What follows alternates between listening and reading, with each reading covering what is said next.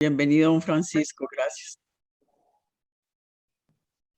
Buenos días, qué buenas tardes, ¿me escuchan? Sí. No. Perfectamente, don Francisco. Bueno, aquí aparece algo en la pantalla, pero dejémoslo así.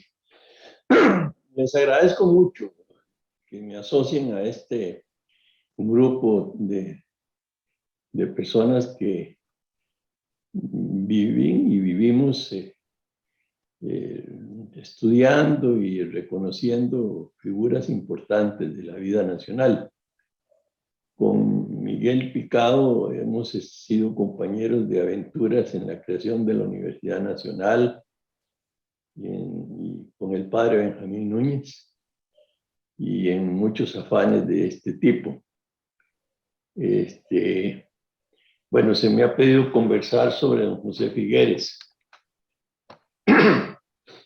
Yo he sido afortunado en mi vida porque de muy joven, en el Partido Liberación, en la Juventud Liberacionista, tuve la suerte de estar cerca de figuras históricas como Pepe, el padre, Oduber, Horlich, incluso figuras importantes del 48 como Frank Marshall, como Domingo García, como Fernando Valverde Vega, como Tuta Cortés, hasta con Edgar Cardona. Y eso me ha enriquecido mucho porque todos somos imperfectos y estas figuras lo fueron en grado sumo en muchos casos, pero hay que reconocer que fueron figuras importantes. Eso me permitió vivir a la par de José Figueres 33 años, en una relación filial de padre a hijo, más que política, y bueno, conocerlo como ser humano muy de cerca, y eso tal vez me permite hoy con el tiempo, el paso del tiempo, hablar de él. También tuve la oportunidad de ser muy amigo de don Manuel Mora Valverde, compañero en la Asamblea Legislativa, diputado, y después cuando pasé a ser ministro de Trabajo de don Pepe Iduber en la década de los 70, de las huelgas bananeras. Muchas huelgas bananeras difíciles, complejas, peligrosas.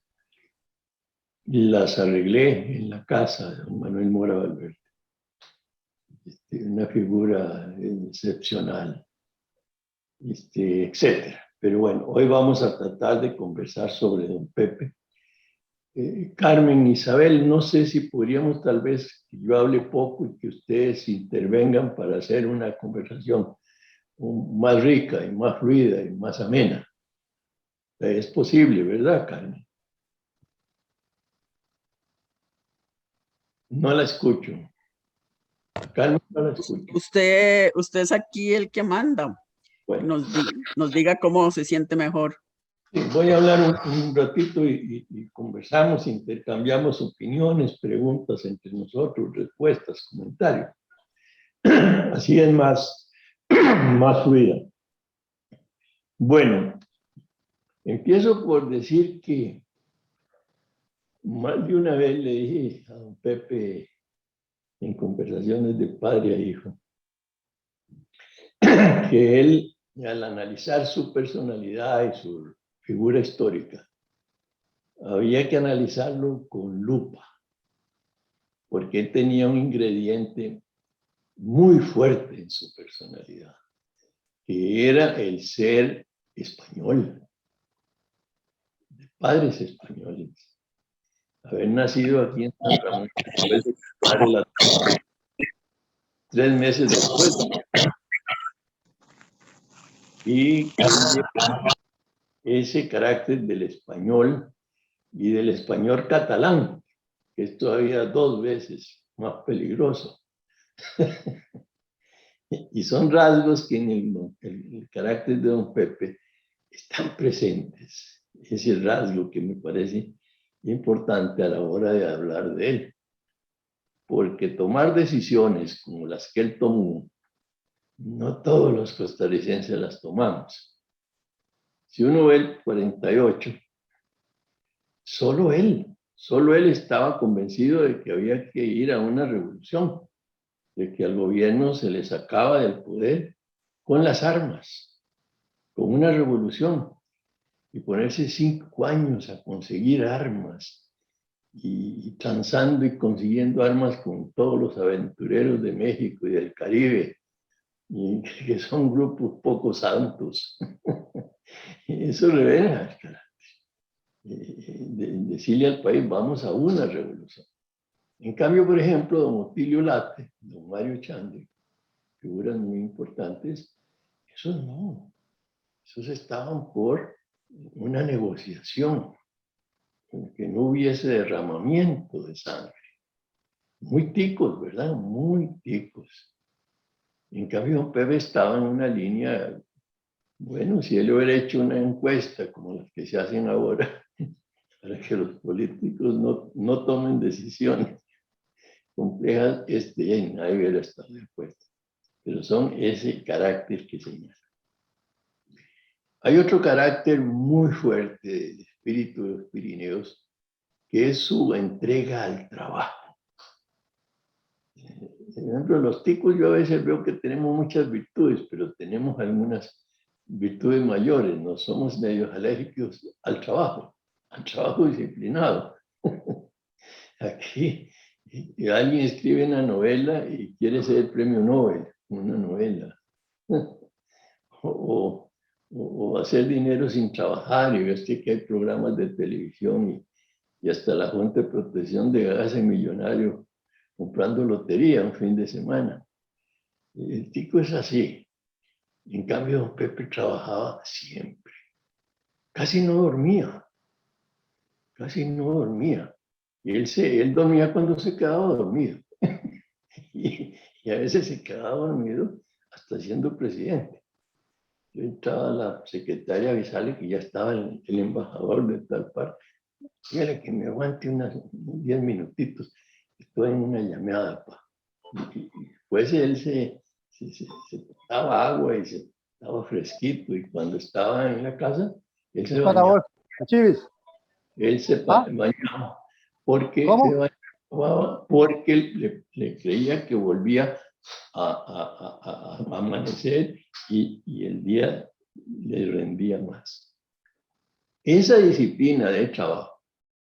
Usted sabe lo que es dedicarse uno, además del trabajo que le implicaba la lucha como empresario, dedicarse 6 años, 5 años a preparar una revolución, conseguir las armas, traerlas, buscar apoyo, digámoslo sin pena, de muchos mercenarios centroamericanos que en esa época proliferaban combatiendo las dictaduras de manera muy noble, pero eran un poquito atarantados, dominicanos, hondureños, nicaragüenses.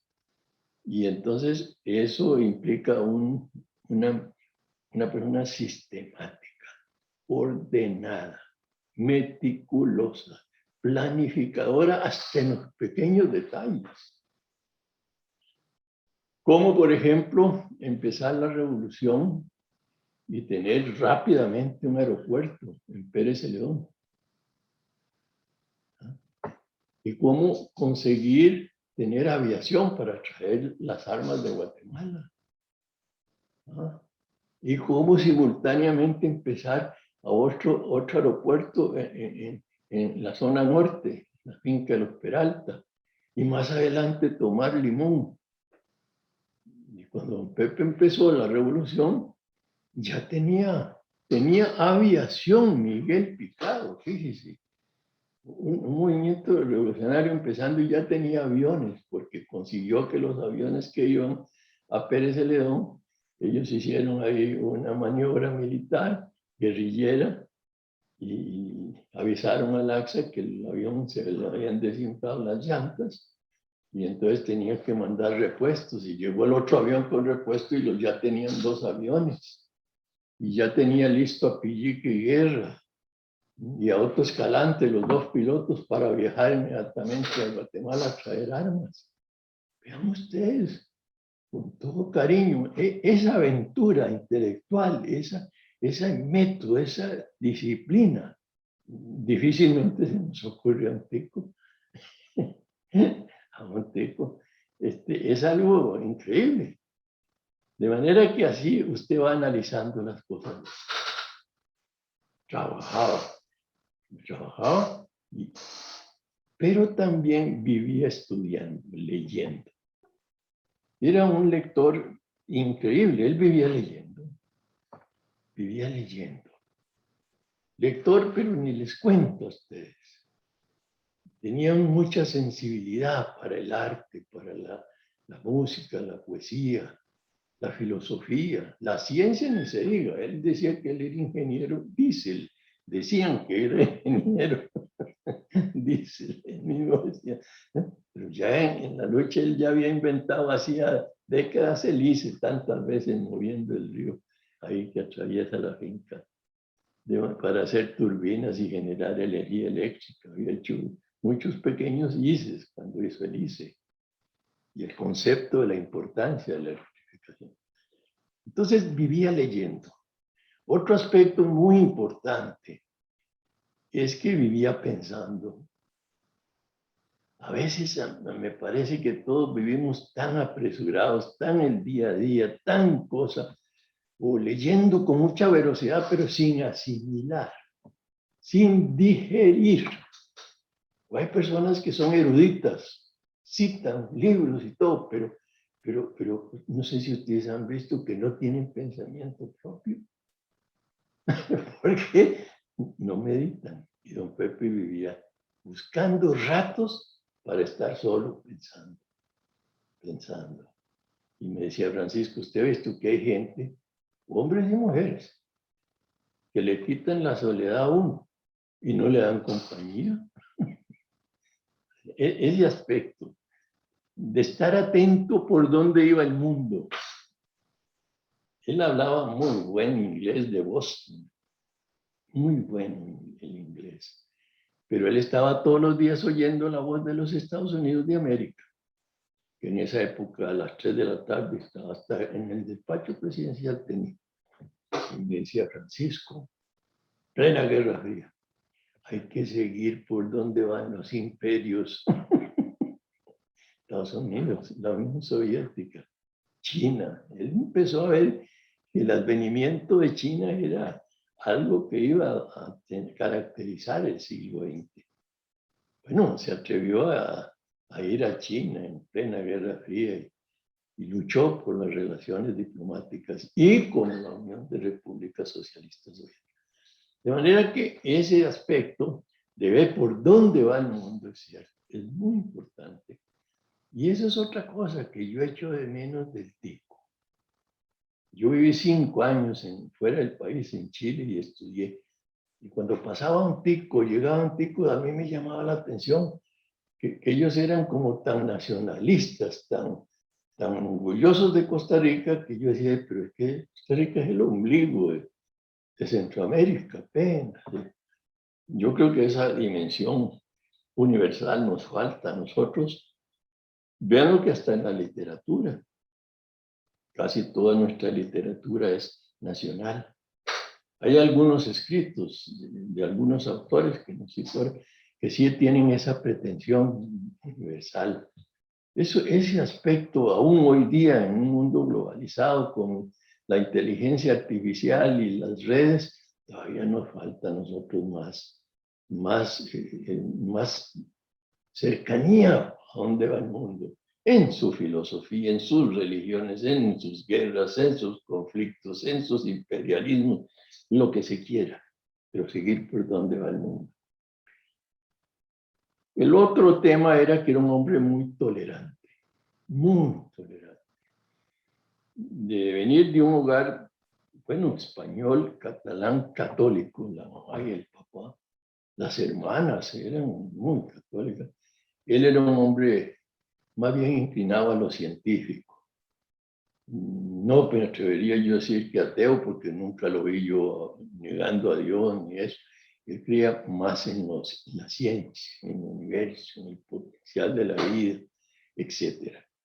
Pero eso le daba a él una gran tolerancia. Era muy respetuoso con las creencias. Y me decía, nosotros, usted dice, yo soy catalán, sí, yo, pero si hubiera nacido en Irak, estaría con Mahoma, o en Israel con el... Eso es un asunto cultural, depende de dónde nazca uno, ya sí, hay que tener respeto, hay que conocer, hay que respetar las culturas, las civilizaciones.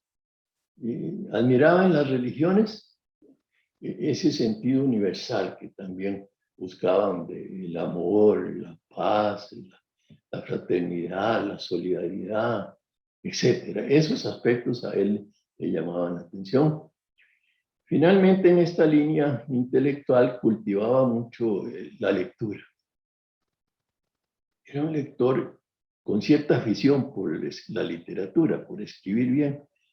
Y me decía, cuando renunció Nixon, la renuncia de Nixon, recordarán ustedes que fue una cosa muy fea, muy difícil, muy impactante por la situación que se dio. Y me dice, Francisco, ¿usted vio la renuncia de Nixon?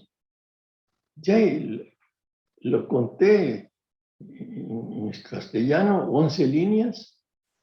En 11 líneas renunció al país y tomó esa decisión que tiene influencia en el mundo. Si hubiera sido un presidente latinoamericano, escribe 11 tomos. Hay que ayudar al lector, hay que escribirle poco. Entonces usted ve que él, en el estilo literario de don Pepe, que es todo un estilo Miguel Picado, es todo un estilo literario.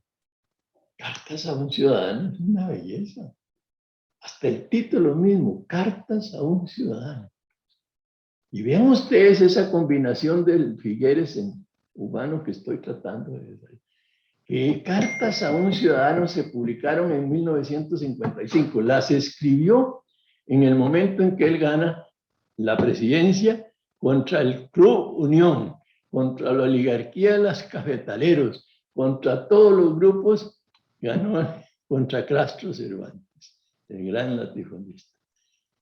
Y vinieron las invasiones del 55. Imagínense lo que era repeler una invasión a Costa Rica. Y veanla, comprar armas, los problemas que tenía con Somoza, con todo. Bueno, en ese ambiente, que alguien diría, no me alcanza el tiempo, ¿cómo voy a estar comprando armas? Él sacaba el rato para escribir cartas a un ciudadano, que es un ejemplo de pedagogía política. Es una belleza de libro, no solo porque ahí está la agenda del desarrollo de la Costa Rica del siglo XX, moderna, ya con los economistas, con los estadistas, con un Estado moderno, etc. Es una belleza, ahí está. Es como un estilo, usted ve a don Pepe, pareciera que está uno leyendo un cuento de Salazar o de García Monge. Frase corta, sencilla.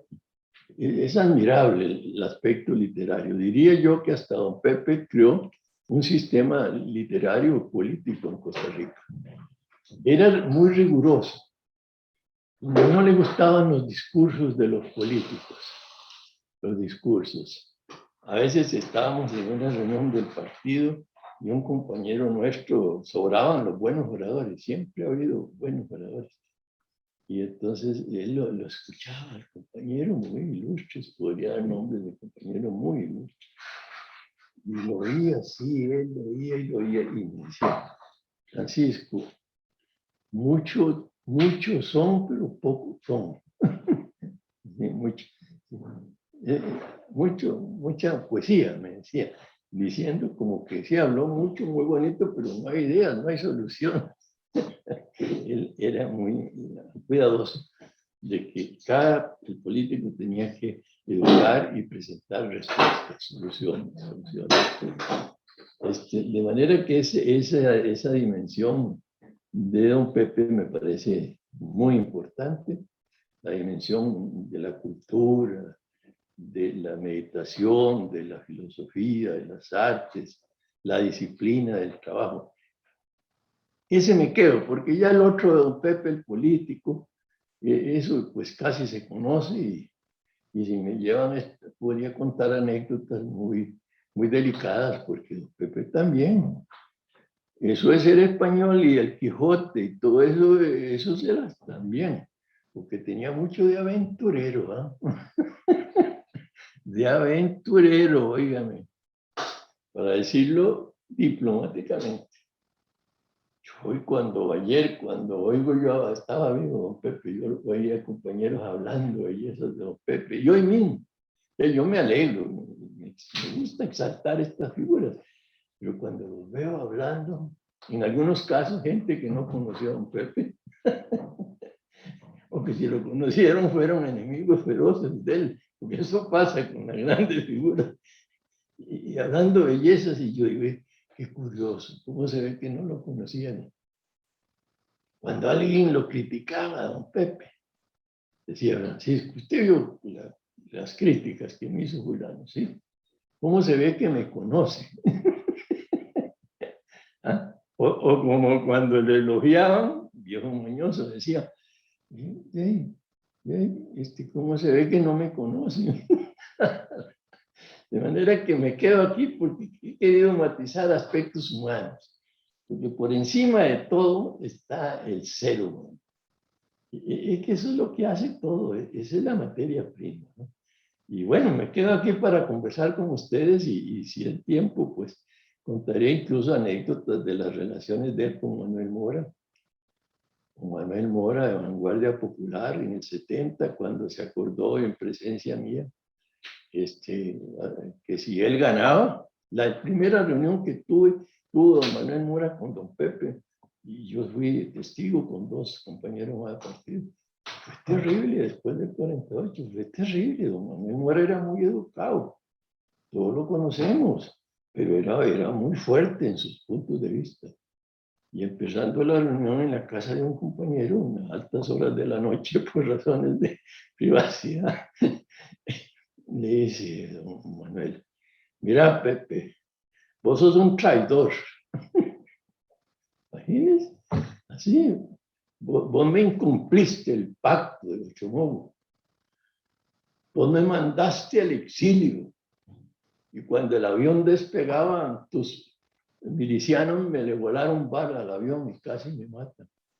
Caramba, yo que estaba muy jovencillo, cuando vi esa conversación, empezando una conversación, yo dije, pero esto se me escocheró. Y cuando él habla, yo quería ir a contestar. Mira, Manuel, vos tenés razón. Sí es cierto, todo lo que has dicho es cierto. Pero fíjate que si yo no te mando al exilio, no estarías aquí porque no estarías vivo.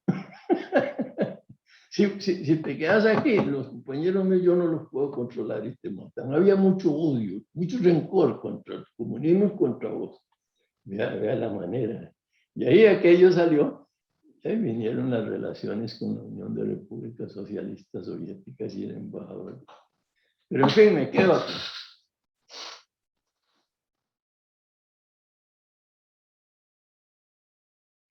Sí, vamos a ver si hay preguntas. Yo tengo una, no sé, los compañeros. Empecemos, Carmen, no pida Muy permiso. bien, muy Perdón. bien. Sí, me llama la atención, don Francisco, que usted afirme que él, don Pepe, 6 años antes comenzó a preparar su revolución. 6 años antes es en el 42. ¿Qué motivaciones tendría él en ese momento, ya en el 42, como para pensar, como para decidir que las cosas iban en tal rumbo que era necesaria una revolución? ¿Qué le parece a usted? Sí, Gracias. sí, estaba convencido de que el país era una oligarquía. Él era empresario, un cafetalero. Debo decirles que hubo un momento en la historia de don Pepe, y yo calculo, él nunca me dijo, ni me atreví a preguntarle, pero conociendo los paseos por la lucha, Santa Elena, Frailes y todo eso, yo creo que él llegó a tener 2 beneficios de café y por lo menos 30.000 hectáreas de café. Estamos hablando de algo importante. Don Chico Orlich era de los cafetales, dueño de los cafetales de San Ramón, Palmares y Naranjo.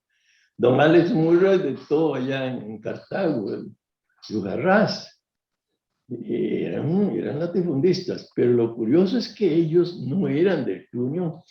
Don Pepe nunca perteneció a la Cámara Nacional de Cafetaleros. El que estaba ahí era don Antonio, el hermano, Antonio Figueres. Don Chico Orlich tampoco perteneció a la Cámara de Cafetaleros. Y eran los grandes cafetaleros, pero estaba Antonio Orlich, el hermano. Por eso se decía en esa época, en el lenguaje de los cafetaleros, los hermanos Antonios.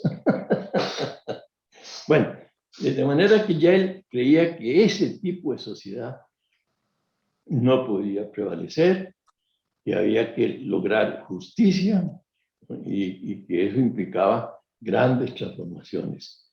Y en ese sentido, respetaba y apoyó sin atacar de frente, como sí tenía recuerde que la revolución del 48 se hizo con el apoyo del gran capital y todo, que le resentía la reforma social a Calderón Guardia, el Código del Trabajo, las garantías sociales, la influencia del Partido Comunista. De manera que eso se hizo apoyado por Pepe. Pero después viene, eso será para otra conversación, es otra, en qué momento don Pepe ya cuando tenía la revolución ganada, porque ya desde la escuela de Santa María de Ota, se preparaba ya para el asalto final en la Marcha Fantasma, que es también una estrategia militar admirable, caer de sorpresa sobre Cartago. Ya él estaba con Alberto Martén y el padre Núñez. Padre Núñez es otro que ahora es benemérito y todo, pero es peligroso. Era una persona peligrosa, conspiradora. Ya él, don Pepe, Alberto Martén, que era el talento, la cultura, la erudición de ese grupo, era un príncipe de las ideas, Alberto Martén, un orador estupendo. Y don Pepe, el padre Núñez, Alberto Martén, ya empiezan a pensar que toda la revolución que han hecho, los muertos, la sangre y todo, que no es para entregarle eso a Otilio Lati, a Mario Chandi y al Club Unión para que sigan gobernando. Era una decisión muy delicada. Don Pepe me decía, Francisco, muy poco elegante, porque para mí lo elegante hubiera sido entregarle a don Otilio. Fuimos a la revolución, la ganamos y aquí está su presidencia. Pero ¿y ahí qué clase de país íbamos a hacer? Vea usted qué decisión, que él mismo decía, la decisión elegante hubiera sido entregarle a la... No, yo tenía que tomar una decisión impopular, discutible, cuestionable, e inventamos la Junta Fundadora de la Segunda República para nacionalizar los bancos, para hacer para... Bueno, ve, ahí otra vez el estadista. De manera que ya él empezaba esa convicción, muy convencido de que el país no podía seguir con... Es que éramos un país de ricos y peones descalzos. Eso era Costa Rica. Y con 3 o 4 o 5 colegios, imagínense.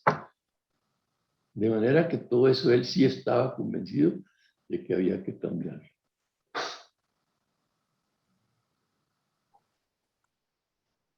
Muchas gracias, don Francisco. ¿Alguien más? Yo quiero insistir en esa pregunta tuya, Carmen, a don Francisco, porque el momento en que don Pepe estaría definiendo que se necesitaba cambiar el país ya había cambiado. Estaba en proceso. Eso es el momento de las garantías sociales, 42, 43, de toda el gran paquete que se logra con la connivencia de los 3 grandes líderes, y pensar que una revolución o una guerra civil o un golpe de Estado, como se quiera concebir, lo que pasa en el 48, que de todo tiene, es curioso, es llamativo. Es decir, si hubiera sido que hubiera fracasado lo que Calderón, Mora y Sanabria logran impulsar, hubiera estado posiblemente muy justificado. Pero yo encuentro, como Carmen lo acaba de preguntar, con finura de mujer, para decirlo en alguna forma diplomática, pero a los pies es porque en ese momento, porque también hay toda una conjetura perfectamente válida, que es a quién influyó sobre don José para tomar las determinaciones. Esa famosa alocución en una radioemisora que justificara expulsarlo, que fue convertirlo en un mártir. Esa avenida Cartago, esa avenida, se dice muy bien, tuvieron el aeropuerto de la zona sur, pero hay todavía más. Todos los legionarios mercenarios que usted mencionaba con Justicia entraron por el sur.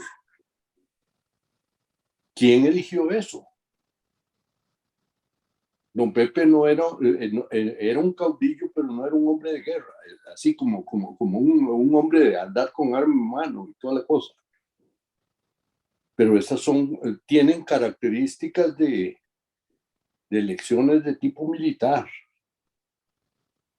muy bien categorizadas, muy bien escogidas. Muy bien escogidas. En el pacto del Chomogo, Mora acepta la rendición de armas. Se dice, por lo menos, yo no estuve, pero se dice que aceptó la rendición de armas porque el canal de Panamá estaba ya movilizado para seguir con la invasión. Y tampoco es noticia para nadie que Somoza paró en uno de los puentes de San Carlos porque lo volaron los comunistas. O sea, Somoza vino a ayudar, pero no al gobierno. Ahora, volviendo al punto, es llamativo. No sé cómo lo visualiza usted, que tuvo esa oportunidad riquísima de tener al líder cerca y poder conversar con él tanta cosa. Bueno, es un tema, don Rolando, complejo, ¿verdad? Todo esto, porque... Definitivo que sí. Muy complejo, y sobre todo si se le quiere acercar uno al tema con la mayor objetividad posible. Viera que en lo que usted dice de don Pepe, hay algo que usted señala que es importantísimo. Don Pepe no era no era, como usted bien dice, un militar, era un civilista, era un hombre de paz, era un campesino agricultor. Pero viera que ahí se le sale otra vez el espíritu de los Pirineos, que hablo yo. Viera que tenía unas aventuras militares increíbles, increíbles. Viera que yo le cuento que me llamaba, por ejemplo, a Curiabato a la lucha. Francisco, conversemos un rato. Y estaba pensando, mire, Francisco, vea usted el que les dije, la característica de él de pensar, de adelantarse, de tener visión, de adelantarse a los acontecimientos. Me dice, mire, esto que estamos haciendo con don Manuel, de las relaciones con la Unión Soviética, esto tenemos que manejarlo con cuidado. Porque fíjese usted el movimiento Costa Rica Libre. ¿Recuerda que estaba el movimiento Costa Rica Libre? ¿Y quiénes estaban en el movimiento Costa Rica Libre? Es que Miguel Picado no había nacido, ni Carmen. Edgar Cardona, Víctor, yo los conozco, esa gente son de peligro. Son de peligro, Francisco. Entonces aquí, bueno, yo los Estados Unidos, no me lo dijo así tan claramente, pero me dio a entender, tampoco confío. Dice, yo temo que el desfile de las señoras de negro, recuerda, la señora Gerli y todo, que las mandó él a coger café, que era burguesa, vagabunda, era a coger café. Yo creo que aquí nos van a echar, vea, señores, lo que era el espíritu militar español. Dice, yo me temo que en cualquier momento nos van a meter un enredo aquí y van a tomar un avión con rehenes. ¿Ah? Oiga, un avión. Ya no es un problema. Y se nos puede hacer aquí un burum. Ya pasaron el tiempo y me decía, porque él era un caso curioso. Entonces hay que ver, si usted, imagine un avión en el aeropuerto, ¿qué hacemos? Vamos a negociar con esos secuestradores. Eso no se puede, ahí hay niños, ahí hay mujeres, ahí hay ancianos en un avión. Eso es cobardía. Con esos cobardes no se negocia. Y se enfurecía aquellos ojos azules que tenía. Y me dice, eso lo que hay que hacer es entrarles con arma corta, o arma larga. Yo ni le pregunté, ni al día de hoy sé cuál es la diferencia entre un arma corta y un arma larga. Pero lo cierto es que un día estábamos como presidente en Puriscal, entregando una maquinaria que se dijo que era rusa, recuerda, y después terminó española de Pegaso, muy buena, por cierto, todavía están yo chunches. Estaba hablando cuando el coronel Bravo se le acercó a la tribuna y algo le dijo al oído. Y se vuelve y hace así, ¿dónde está Francisco, el diputado Morales? Ya, aquí estoy. Venga, ve Francisco lo que le dije. A todos, nos acaban de tomar un avión en el aeropuerto. Me voy para allá. De hablar y vamos corriendo para el aeropuerto. Recuerda aquella vaina que él aparece con River. Bueno, eso es para un capítulo aparte, porque yo decía, ¿cómo una persona se divierte pensando en una cosa de eso? En otra oportunidad, y termino esto, pero esto es para enfatizar lo que dijo Juan Rolando, es una mentalidad curiosa. Eso no le ocurre a un tico. ¿Qué tipo no gastar tiempo para planear cosas así? Me decía Francisco, ¿cómo te toma el resguardo de Pérez Celedón sin pasar por cemento y carretera? ¿Cómo toma usted Mora? Piénselo y hablamos.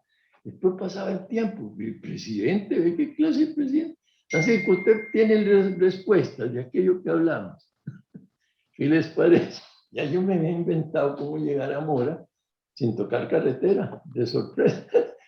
Es decir, es una cosa, y todo un presidente en esas cosas. Bueno, y así ni les cuento las cosas terribles. Por eso es una figura complejísima, complejísima. Y ahí yo digo que en lo grande y en lo pequeño. Lo pequeño.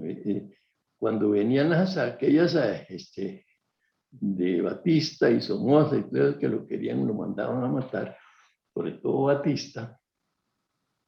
Y entonces ya con los escasos medios de inteligencia que habían en la época, se la lograba avisar Juan Bosch, el dominicano, que lo venían a matar a la lucha unos pistoleros de Batista. Y entonces, vea qué clase de persona. Él sabía cuál de los compañeros de él, y voy a omitir nombres, eran del 48, esos aventureros, ¿no? Y eran aficionados a visitar burdeles, con traguito y todo.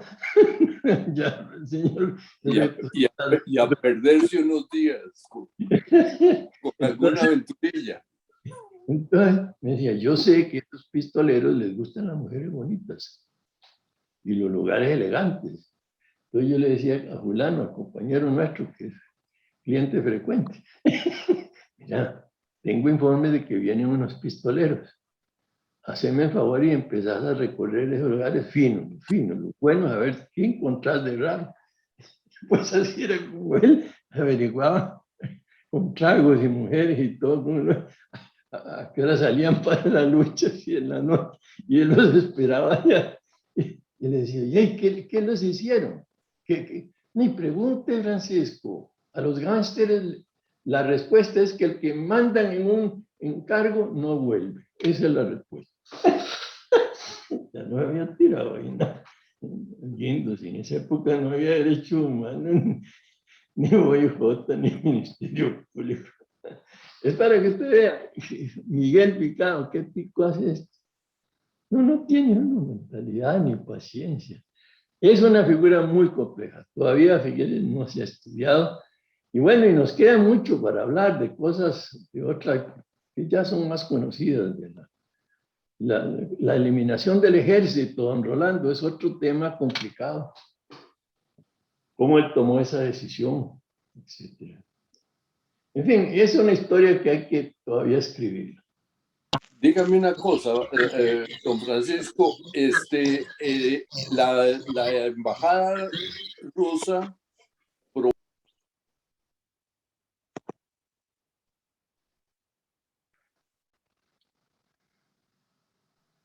No escucho a don Rolando.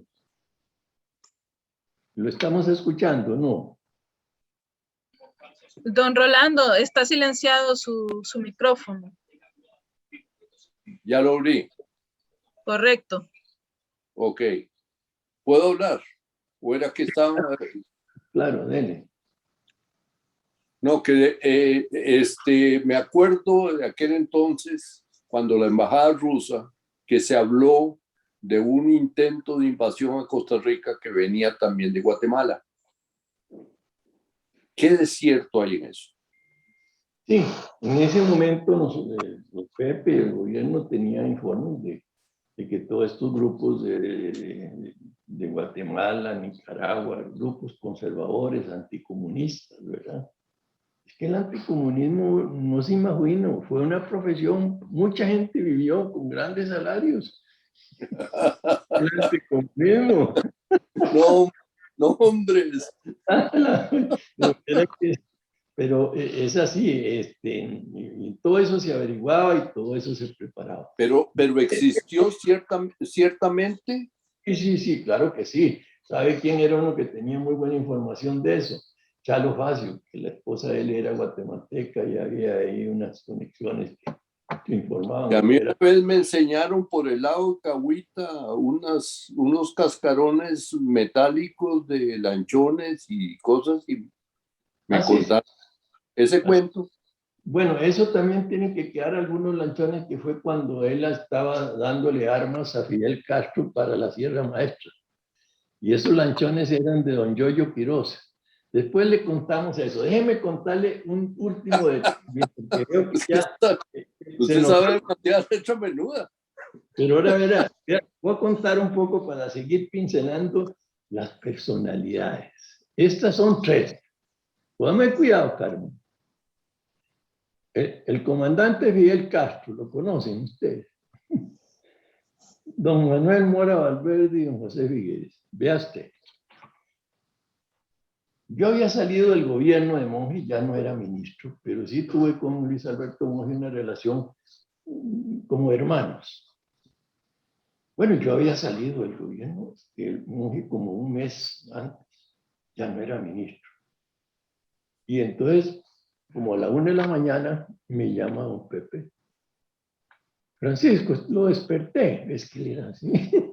Digo, sí, aquí estoy a la hora.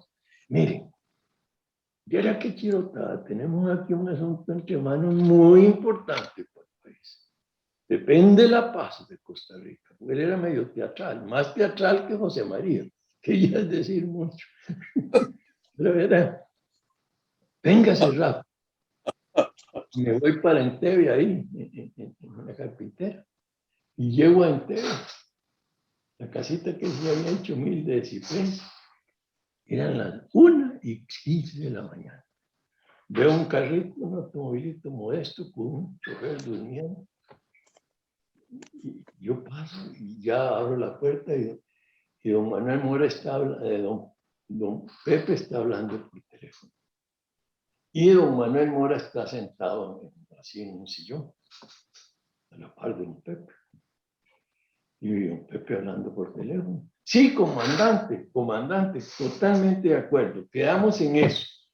Como Manuel Mora es el representante suyo aquí en Costa Rica. Don Manuel. Yo me voy a entender con don Manuel y don Manuel con usted. Esto es muy secreto. Entonces nos estamos hablando. Bueno, comandante, adiós. Y ya, señor.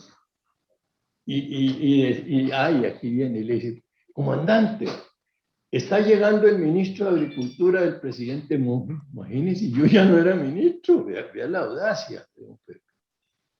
El ministro de Agricultura, que es el hombre de confianza del presidente Monge. De aquí va directo, vamos a hablar con el presidente Monge esta hora. A ver, y ya le pongo a don Manuel, ya don Manuel se despidió, ahí se despidió el comandante. Y le digo, pero don Pepe, yo no soy ministro ya. Ah, ¿qué importa? ¿Qué importa? Al comandante yo tenía que decirle que usted era el ministro. ¿Sí? ¿Cuál es el problema? Bueno, arreglemos el problema que tenemos y después vemos ese detalle tan pequeño. Bueno, Manuel, ya usted hizo su milagro, entonces quedamos en contacto. Porque esto tiene que resolverse a las 6 de la mañana. El punto era este. Recuerdan que en el gobierno de Monge que también hubo mucho problema de ruido porque querían llevar a Monge.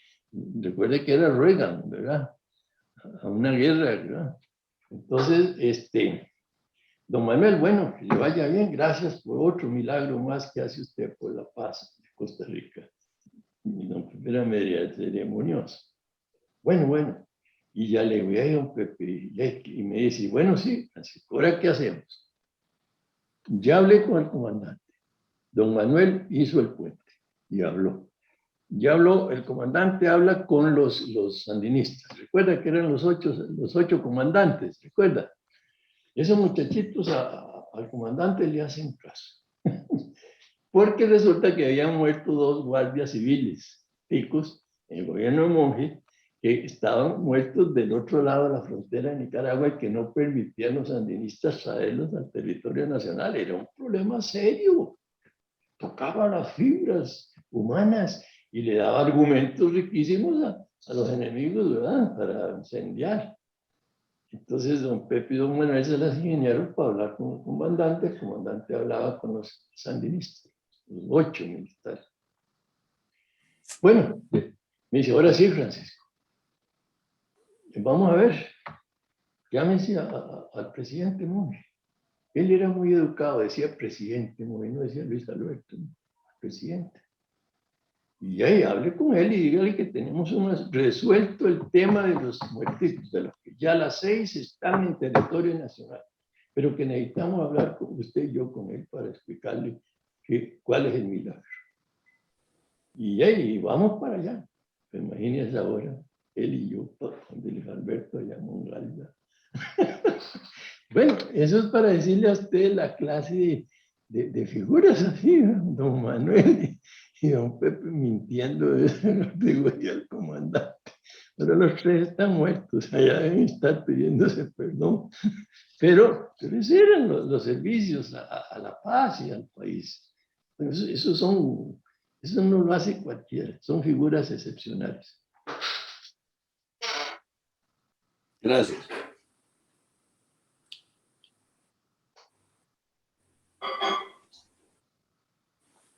¿Alguna otra pregunta? Yo creo que por ahora esta fase ya está superada. Don Francisco, si usted tiene algo más. Pues darle las gracias y créame que yo medité mucho.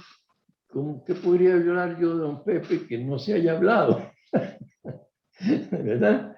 Y hacerlo, como dijo el señor Rereto, ya a la altura de tantos años, cuando ya esto, lo bueno y lo malo ahí está y ya no se pueden corregir. La historia no tiene postdata, ¿verdad? Entonces ahí está. Y ver esos aspectos de una figura tan importante como José Figueres.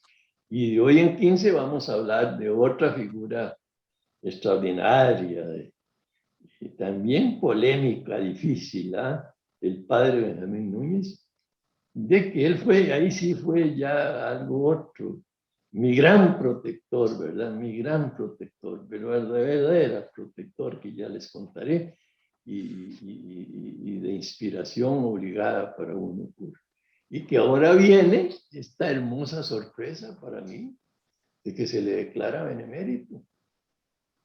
Y ve usted que todas las figuras que ustedes han hablado aquí, Calderón, Monseñor, y don Pedro, el padre Núñez, todos son muy beneméritos. Imagínense qué rasgo más interesante de los costarricenses, ¿verdad? Muchas gracias y a la orden. Don Francisco, me queda una preguntita por ahí, ¿se puede? Usted hace preguntas muy difíciles, Carmen, pero bueno. No, es un poquito académico. Antes de que Carmen, déjeme nada más darle un agradecimiento a Francisco. Qué ricura de charla, tan amena y tan rica en contenido. Entonces lo estamos esperando para cuando nos hable del padre Benjamín. Y desde ahora... Gracias, Miguel. Usted y yo siempre en afanes académicos, intelectuales y de devoción a nuestras grandes figuras.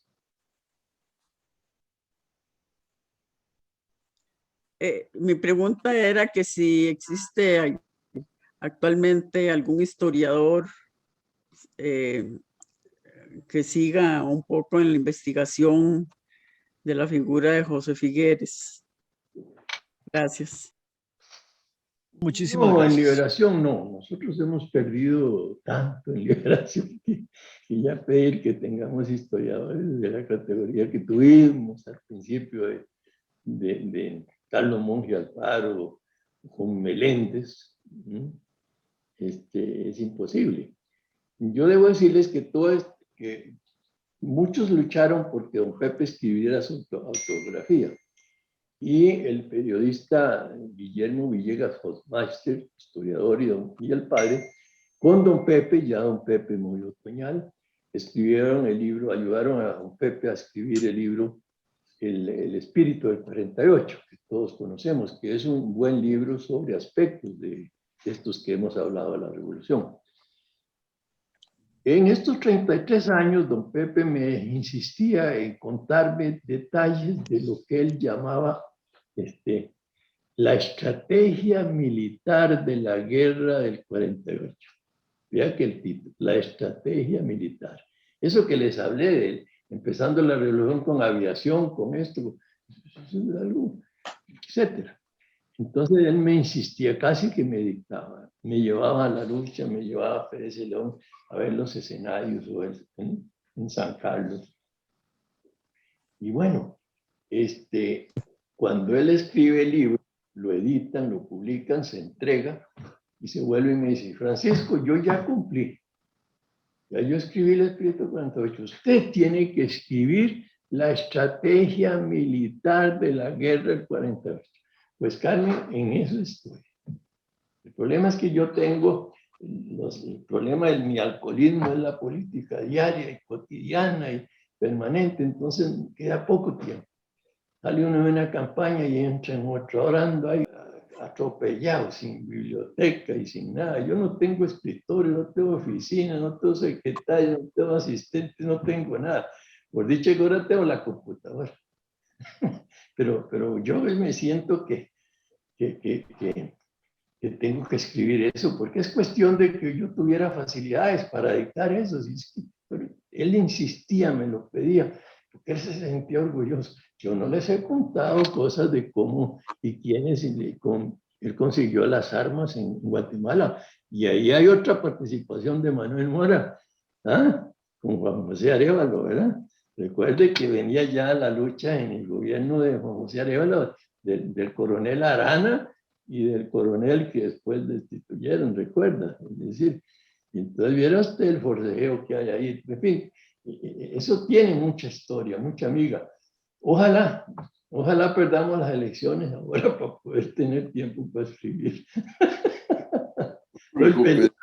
Pero el peligro es que las podemos ganar, ¿ve usted qué tonto? Muchas gracias.